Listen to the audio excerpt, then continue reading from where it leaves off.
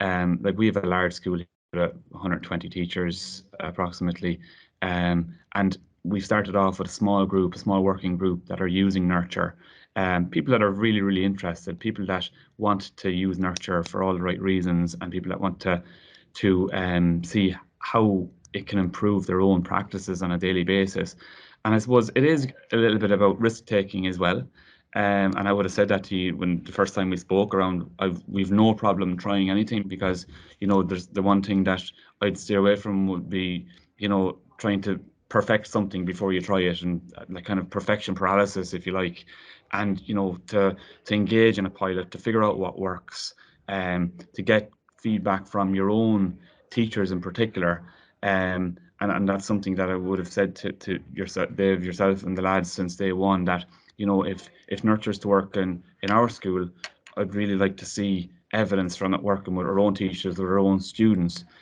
Because if these teachers here in Kinsale Community School who are using nurture, if they can show the benefits of this, then their colleagues are going to support it. Their colleagues are going to buy. There's going to be greater buy-in from our colleagues as well, because our staff have created something, and people will support what they help to create at the end of the day.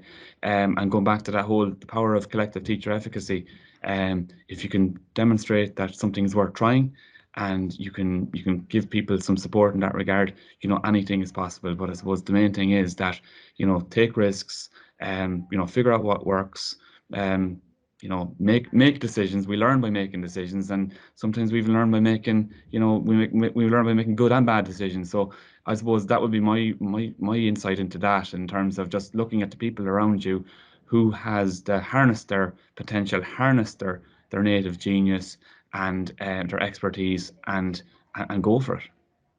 Love it. Super stuff. Sure. Thanks a million. Really appreciate